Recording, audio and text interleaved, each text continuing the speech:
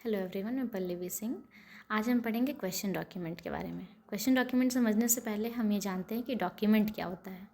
कोई भी ऐसा सब्सटेंस जिसके ऊपर कोई लेटर हो, कोई फिगर हो, कोई मार्क्स हो और जो हमें इन्फॉर्मेशन बता रहा हो, उसे हम डॉक्यूमेंट बोलेंगे। कोई कुछ भी हो सकता है कि क्लोथ सीट है, कोई ग्लास शीट है, कोई रॉक है, कोई पत्थर है जिसके ऊपर कोई फिगर बना हुआ, कोई मार्क बना हुआ और हमें इन्फॉर्मेशन बता रहा हो। इस रूम की अगर हम बात करते हैं, जैसे हमारे पास लैपटॉप है, एसी है, फ्रिज है, तो हम फ्रिज के ऊपर आपका एलजी लिखा हुआ है, लैपटॉप है जिसके ऊपर डेल लिखा हुआ है, तो ये जो प्रोडक्ट है किस कंपनी की है ये हमें बता रहा है, तो ये भी हमारे लिए डॉक्यूमेंट होगा।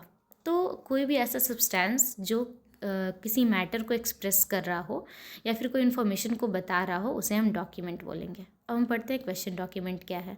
क्वेश्चन डॉक्यूमेंट वो होता है जिसकी ओरिजिन या फिर ऑथेंटिसिटी डाउटफुल हो, उसे हम बोलेंगे क्वेश्चन डॉक्यूमेंट। क्वेश्चन डॉक्यूमेंट में हमारे पास केसेस कैसे कैसे आते हैं, जैसे कोई बैंक फ्रॉड है, बैंक फ्रॉड के केसेस में आपके बैंक अकाउंट हो गया, आपका चेक हो गया, प्रॉपर्टी के मैटर में आपका प्रॉपर्टी डिस्प्यूट हो जाता है, इसके बाद फिर सेल डीड आता है, एग्रीमेंट आता है, प्रॉपर्टी के पेपर है जिस पे सिग्नेचर मान लीजिए किसी और ने, आपकी प्रॉपर्टी है और किसी और ने आपका सिग्नेचर फॉल्स करके, फॉर्जरी करके और आपकी प्रॉपर्टी को सेल कर दिया। तो ऐसे डॉक्यूमेंट हमारे पास क्वेश्चन डॉक्यूमेंट के केस में आते हैं। अगर हम क्रिमिनल मैटर की तरफ देखते हैं तो क्रिमिनल केसेस में हमारे पास आते हैं आपके रैंसम लेटर हो गया, किडनैपिंग जब होती है उसके लिए अगर कोई लेटर भेज रहा है वो है, सुसाइड लेटर है कि मान लीजिए कि किसी पर्सन को मर्डर करके और हैंग कर दिया गया और उसके नाम पे सुसाइड लेटर लिख दिया गया उस पर्सन के नेम पे, ये दिखाने के लिए कि इसने खुद से सुसाइड किया है। तो ऐसे भी हमारे पास पेपर आते हैं। नोट, अगर करेंसी की बात करते हैं तो आपकी काउंटरफिट करेंसी आती है, स्टैम्प लेटर हमारे पास आते हैं, रैंसम लेटर हमारे पास आता है। ऐसे केसेस हमारे पास क्वेश्चन डॉक्यूमेंट के केसेस में आते हैं, जिससे हमें ये पता करना होता है कि ये जो ये जो डॉक्यूमेंट है ये उसी पर्सन का लिखा हुआ है या फिर नहीं है। तो इसको हम कैसे देखते हैं, इसको हम दो चीज़ों से देखते हैं। एक आपका होता है क्लास कैरेक्टरिस्टिक्स, जिसमें हम आपका मूवमेंट देखते हैं पर्सन की कि वो रिस्ट मूवमेंट है या फिर फिंगर मूवमेंट है, वो किस तरीके से लिख रहा है। लेटर की स्पेसिंग देखते हैं कि ये दो वर्ड के बीच में क्या स्पेस वो दे रहा है, लेटर के बीच में क्या स्पेस दे रहा है। साइज देखते हैं हम।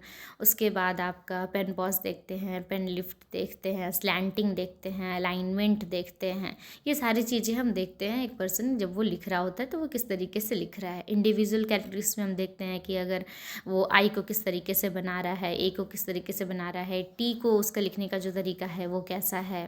तो और एक चीज़ और इम्पॉर्टेंट, अगर हम क्वेश्चन डॉक्यूमेंट की बात कर रहे हैं तो करेंगे नेचुरल वेरिएशन के बारे में, कि वैसे तो जो दो राइटर होते हैं वो कभी भी एग्जैक्ट एक जैसे नहीं लिख सकते हैं, लेकिन एक भी बात है कि अगर मैं हूँ तो मैं अगर लिख रही हूँ अपनी ही सिग्नेचर को 10 बार, 15 बार, 20 बार, तो जितनी भी टाइम से अगर मैं अपने साइन को एग्जीक्यूट करूँगी तो वो हर बार मेरी साइन की जो एग्जीक्यूशन होगी उसमें हर बार अलग अलग डिफरेंस आएगा। थोड़ी माइनर डिफरेंस ज़रूर आता है जिसको हम कहते हैं नेचुरल वेरिएशन।